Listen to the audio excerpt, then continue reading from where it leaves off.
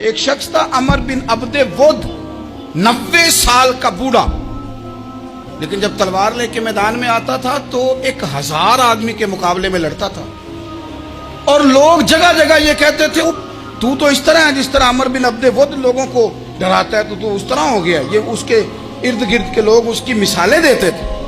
جنگ خندق جب ہو رہی تھی تو یہ مقابلے میں آ گیا، تو حضرت علی المرتضیٰ شیر خدا کرم اللہ تعالی وجہ الکریم بھی تشریف فرما تھے۔ اب پورے عرب کے اندر اس کے بارے میں یہ کہا جاتا تھا کہ اس سے نہ لڑو، وہ تو خونخوار ہے، وہ تو درندہ ہے، وہ تو جنگلی شیر کی طرح آتا ہے، وہ تو کاٹ کھانے کو دوڑتا ہے، اس سے کون لڑے۔ ذہن بنا دیا لوگوں نے کہ عمر ابن عبد ود کے مقابلے میں کوئی نہیں آ سکتا۔ خندق میں یہ آیا، اس نے للکارا مسلمانوں کو، آؤ وہ تمہاری جنت کدھر ہے جس کے بارے میں تم کہتے ہو کہ ہم شہید ہوں گے، تو آؤ میرے مقابلے میں نکلو۔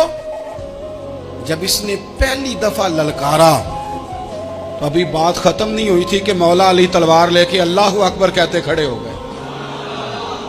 حضور نے فرمایا بیٹھ جاؤ، حضرت علی پھر بیٹھ گئے۔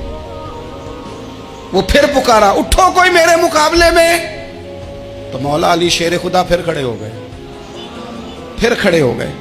حضور نے فرمایا بیٹھ جا۔ ایک شخص نے کہا علی یہ عمر بن عبد ود ہیں۔ فرمایا مجھے پتا ہے، نہیں سمجھے آپ بات، میں آپ کو سمجھا کے لایا ہوں پیچھے سے کہ پراپوگنڈا کرتے ہیں نا لوگ، ہو آگے نہ جانا، یہاں کرنٹ بڑا زیادہ ہے، وولٹیج بڑے سخت ہیں، تو آگے نہ بڑھنا۔ بھائی کیا ہو جائے، اٹھ باندھ کمر کیوں ڈرتا ہے، پھر دیکھ خدا کیا کرتا ہے۔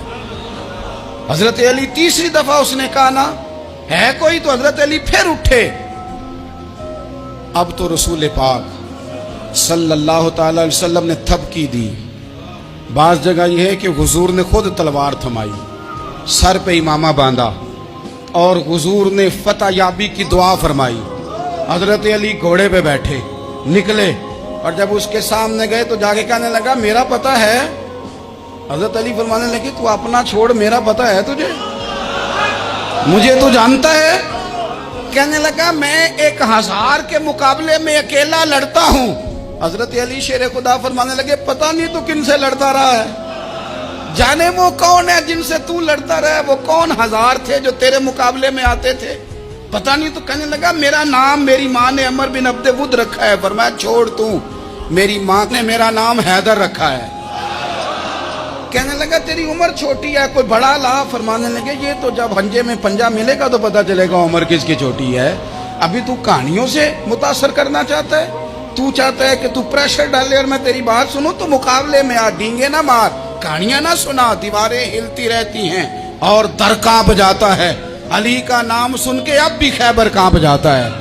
تو مقابلے میں آ، تو باتیں بنا رہا ہے، کہانیاں سنا رہا ہے۔ وہ کہنے لگا تو بچہ ہے، میں چاہتا نہیں تیرا خون بہاؤں۔ تو حضرت علی کہنے لگے میں بڑے دن سے پریشان ہوں کہ کسی بے ایمان کا خون بہایا کیوں نہیں، میرا بڑا دل کر رہا ہے تیرا خون بہاؤں۔